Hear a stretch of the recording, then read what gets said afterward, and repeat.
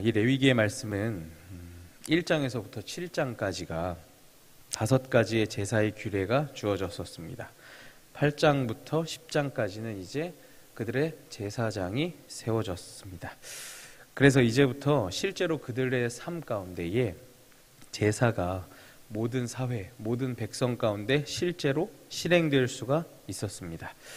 그런데 이 시점의 중요한 점이 무엇이었냐면 하나님께 나아와 제사를 드리기 위해서 지금 그 사람이 하나님께 나아갈 수 있는 상태인지 그런 점검이 필수였습니다. 그래서 11장부터 15장까지의 말씀은 이것을 위해 필요한 정결 규례에 대해 다루고 있습니다. 특별히 오늘 함께 봉독하신 11장은 정한 짐승과 부정한 짐승에 대해서 먹을 수 있는 것과 먹을 수 없는 짐승에 대한 규례가 등장합니다. 그래서 이 법이 무엇인지 간단히, 그리고 이 법이 오늘을 사는 우리에게 주는 교훈은 무엇인지 함께 살펴보려고 합니다. 본문에 대한 설명을 잠깐 하자면 11장 23절까지는 먹을 수 있는 정한 짐승, 먹지 못하는 부정한 짐승을 규정하고 있습니다. 이어서 24절부터 47절까지는 그것들로 인해 부정해지는 경우에 대해 다루고 있습니다. 그리고 어떻게 다시 정결함을 회복할 수 있는지에 대해서도 다루고 있습니다. 기본적으로 이 짐승을 구별할 때 5 생물로 구별합니다. 육지의 짐승, 어류, 새, 날아다니는 곤충, 땅에 기어다니는 것들로 5가지로 분류가 되어 있습니다. 일일이 제가 모든 동물에 대해서 설명을 드릴 순 없지만 말씀을 묵상하며 제 마음을 좀 찔렀던 부분은 7절이었습니다. 7절에는요 특별히 돼지가 등장합니다. 돼지는 굽이 갈라졌지만 새김질을 하지 않아서 부정하다라고 말씀하십니다. 말씀 묵상하며 살짝 마음이 무거워졌습니다. 제가 제일 좋아하는 음식, 저희 아내는 잘 알고 있지만 돈가스입니다. 또 맛있는 제육볶음, 돼지갈비, 우리가 좋아하는 삼겹살, 이 모든 것이 다 부정하다고 하시니 마음이 좀 무거웠습니다. 말씀대로라면 또 비늘이 없는 것은 피해야 합니다. 비늘이 없는 것이 무엇이 있습니까? 이렇게 막 몸이 으슬으슬하고 몸보신이 필요할 때 먹는 추어탕 안 됩니다. 몸보신의 최고인 장어도 안 됩니다. 요즘에 아이들이 아니죠. 청년들이 갑자기 좋아하는 아구찜까지도 부정하다고 성경은 이야기합니다. 그렇다면 이러한 법의 기준이 무엇이냐는 겁니다. 이 법이 주어진 기준이. 그래서 이 몇몇 개념만 짧게 짚고 넘어가 보자면 첫 번째, 이 법이 주어진 것은 하나님의 주권적 행위이다라는 의견이었습니다. 이 의견은 이 11장의 이 법이 하나님께서 오직 인간의 순종을 시험하시기 위해 하나님의 뜻을 따라 주어진 법이다라는 견해였습니다. 두 번째는요, 이방 제사에 대한 경계 때문에 이 법이 주어졌다라는 의견입니다.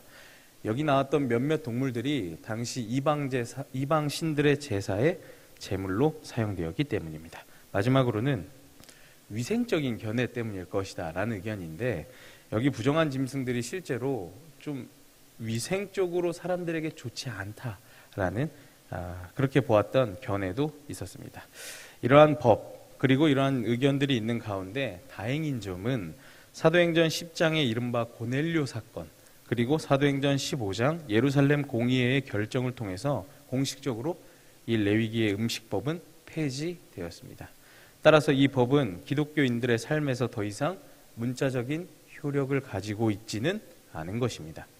그렇다면 이 레위기에 있는 이 법이 오늘을 살아가는 우리에게 무슨 의미가 있고 무슨 교훈이 있는지 살펴보겠습니다.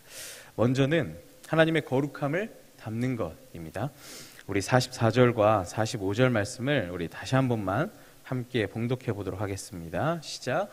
나는 여호와 너희의 하나님이라. 내가 거룩하니 너희도 몸을 구별하여 거룩하게 하고 땅에 기는 길짐승으로 말미암아 스스로 더럽히지 말라. 나는 너희의 하나님이 되려고 너희를 애굽 땅에서 인도하여 낸 여호와라. 내가 거룩하니 너희도 거룩할지어다. 아멘. 오늘 본문의 명령에 구별하여 거룩하게 해야 될 대상은 몸입니다. 몸. 영혼이나 마음 같은 그 어떤 것이 아니라 정확히 우리 몸 자체를 가리키고 있습니다. 오늘 본문이 주장하는 거룩함은 우리 몸의 거룩함이었던 것입니다. 사람은 평생을 먹습니다. 먹지 않고 살아가는 사람은 아마도 없을 것입니다. 아이가 태어나는 순간부터 어머니의 젖을 먹습니다. 눈 감는 그 순간까지 무엇인가 먹습니다. 그러므로 이 오늘 11장 이 정결규례의 본질은 그 한 사람의 인생 전체를 규정한다고 볼 수 있습니다. 부름받은 백성의 구별된 삶, 그 인생에 있는 것, 그 의미가 여기에 있습니다. 이것은 그 어떤 정신적인 영역에 관한 이야기가 아닙니다. 몸의 거룩함으로 표현되는 것입니다. 오늘 본문의 거룩은 몸의 구별입니다. 하루 동안 무엇을 먹을까로 표현되는 그 사람의 삶의 변화였던 것입니다. 이 음식에 관한 법은 이것저것 이거는 먹어라, 이거는 먹지 마라, 이 동물은 정하다 부정하다, 짐승에 대한 통제가 아니라 그들의 일상의 거룩을 향한 법임을 우리는 캐치해야 됩니다. 결국 이 레위기 11장 이 음식법은요, 단순히 무엇을 먹을 것인가의 문제를 넘어서서 이 사람이 하나님과 어떤 관계를 갖고 어떤 형태의 삶을 살아갈 것인가의 문제를 다루는 법인 것입니다. 이런 점에서 이스라엘에게 주어진 이 법은 그들의 모든 삶을 규정한다고 볼 수 있습니다. 부정한 것과 정한 것의 영역은 성전에만 있는 것이 아니라 이스라엘의 일상 속에 있던 것입니다. 그리고 이러한 부정한 것과 정한 것의 이 규례는 이 이스라엘 사람들 자신들이 지금 어떤 일을 하고 있으며 자신이 어떤 상태에 놓여 있는지를 분명히 알게 했습니다. 살면서 사람이 시체에 닿는 경우도 있죠. 그리고 여기 본문에 나오는 부정한 것을 만질 수도 있습니다. 그리고 그 곤충에 대한 이야기도 나오니까 곤충이 그릇에 떨어지는 경우도 분명히 있었을 것입니다. 이 가운데 부정하기 때문에 행하지 말아야 되는 행동도 있고 자기도 모르게 피치 못하게 부정해지는 경우도 있었을 것입니다. 하지 말아야 될 것은 하지 말고 피치 못하였을 경우에도 그 상황을 자신이 똑바로 알고 적절한 조치를 취해야 했던 것입니다. 그러니까 살면서 그저 이런 일이 있고 저런 일이 있고 아무렇지 않게 그냥 어물쩍 넘어가는 것이 아니라 내가 부정하다는 것을 인식하고 그에 따른 합당한 조치를 취하는 것, 그것이 바로 이 법이 주어진 의미입니다. 베드로전서 1장 15절에 보면 오직 너희를 부르신 거룩한 이처럼 너희도 모든 행실에 거룩한 자가 되라. 이처럼 하나님의 거룩을 담기 위해 노력하시는 저 여러분들이 되시기를 소망합니다. 두 번째는요, 이 거룩이 모든 행실에까지 이르러야 한다라는 것입니다. 우리는 한번 돌아봐야 됩니다. 우리의 그 거룩한 성품과 우리의 그 모습이 신앙생활 안에서만 혹은 예배 때에만 나타나야 한다는 생각을 가지고 있진 않은지 돌아봐야 됩니다. 모든 기독교인들이 영적인 부분에서는 거룩함, 완전성, 온전함을 갖춰야 한다고 생각합니다. 그러나 육적인 면에서의 흠없음, 우리 생활에서의 흠없음은 충분히 고려하지 않는 경우도 있습니다. 이런 면에서 우리는 이 레위기의 음식법으로 신약에 대한 접근을 해볼 수 있습니다. 고린도전서 10장 31절에 보면 바울은 이렇게 얘기하죠. 먹든지 마시든지 무엇을 하든지 다 하나님의 영광을 위하여 하라. 아멘. 이런 바울의 권면을 생각해 볼 때 우리는 단순히 뭐를 먹고 뭐를 먹지 말고가 아닌 우리 일상적인 삶에서의 거룩함, 완전함을 추구해야 하는 것입니다. 우리의 육체적인 측면에서 일상생활에서 먹고 마시는 것, 우리의 시간의 사용의 문제 등등 온전함, 삶의 전반에서 온전함을 추구해야만 하는 것입니다. 왜 그렇습니까? 우리 성도들은 하나님의 거룩을 담기 위해 그의 거룩한 백성으로 살아가기 위해서 구별된 백성들이기 때문입니다. 결론적으로 이 레위기 11장의 음식법이 가르치고자 하는 것은 우리 삶이 모든 영역에서 천국에 들어갈 때까지 그 시간을 막연히 기다리는 것이 아니라 그때 거룩한 하나님을 닮아가는 소명을 가진 사람들이다 라는 사실을 깨닫게 하는 것입니다. 그것이 이 11장의 의미요 교훈입니다. 또한 이 하나님의 백성이 음식과 같이 가장 원초적인 부분에서도 거룩하신 하나님을 따라서 구별된 삶을 살아야 한다는 것을 다시금 강조하고 있는 것입니다. 우리 성도들은 삶의 모든 영역에서 거룩함을 추구해야 합니다.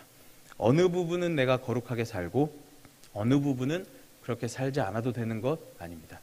내가 어느 부분에서 거룩하게 산다고 해서 어느 부분에서 느슨하게 살아도 되는 것이 아닙니다. 우리가 거룩해야 하는 이 삶의 영역은 너희의 모든 행실임을 기억하시기를 바랍니다. 결론으로요, 이 음식법은 문자적인 효력을 가지고 있지 않습니다. 더 이상. 그러나 본문이 이때나 지금이나 요구하는 바로 그것, 거룩한 삶을 위해서 우리 삶의 기준을 하나님의 기준에 맞춰야 한다라는 그 요구는 그때에도 오늘날에도 여전히 유효하다는 사실입니다. 근본적으로 하나님의 명령에 순종하는 그 거룩한 부르심, 거룩하고 구별된 삶, 그 말씀에 순종하는 삶이 오늘 말씀의 핵심이었던 것입니다. 우리는 이제 먹는 것에 매이는 것이 아닙니다. 하나님께 매이는 삶을 살아가야 하는 것입니다. 우리의 모든 삶의 행실에서. 말씀을 마치려고 합니다. 사자성어 중에 부전자전이라는 사자성어가 있죠. 인터넷 같은 데 보면 사진에 아빠와 아이들이 똑같이 닮은 사진들이 꽤 많이 있습니다. 참 이 딸은 아버지를 정말 많이 닮았네, 이 아들은 아빠를 많이 닮았네, 이런 거 보면 참 신기한데요. 저도 좀 살이 쪄서 그렇지 아빠를 닮긴 했지만 아빠보단 제가 좀 더 잘생겼죠. 근데 똑같은 게 있습니다. 걸음걸이가 저희 아버지랑 완전히 똑같다고 합니다. 그래서 항상 어렸을 때 아빠랑 저랑 이렇게 교회를 걸어가고 있으면 엄마가 뒤에 따라오면서 쟤는 항상 아빠랑 저렇게 어떻게 똑같이 걸을까, 이런 얘기를 참 많이 들었습니다. 저의 어느 정도 성격도 아버지랑 비슷합니다. 말투도 굉장히 비슷합니다. 아빠의 유전자를 받은 아들이기 때문입니다. 또 한 가지 이야기가 있습니다. 90년대에 한 한국 사람이 영국에 유학을 갔다 그럽니다. 근데 그 영국에 가보니까 신기한 점이 있었다라는 겁니다. 뭐냐면 굉장히 많은 영국의 여성분들이 화장이나 헤어스타일이, 그리고 옷 입는 이 패션이 당시 다이애나 황태자비와 거의 비슷했다라는 것입니다.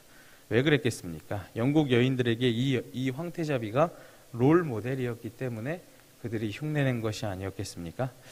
사람은요, 자신의 뿌리를 담게 되어 있습니다. 자신이 바라보는 존재들을 담게 되어 있습니다. 하나님께서는 자신이 선택하시고 출애굽시키시고 언약을 맺으신 그 당신의 백성들이 당신의 모습을 담기를 원하십니다. 하나님을 섬기는 자들이라면 응당 그래야 하는 것입니다. 우리의 모습은 거룩한 하나님의 모습을 비추는 거울이 되어야 하는 것입니다. 하나님을 따라 구별된 삶으로 삶의 모든 영역에서 온전함을 추구하는 저와 여러분들이 되시기를 소망합니다. 기도하겠습니다.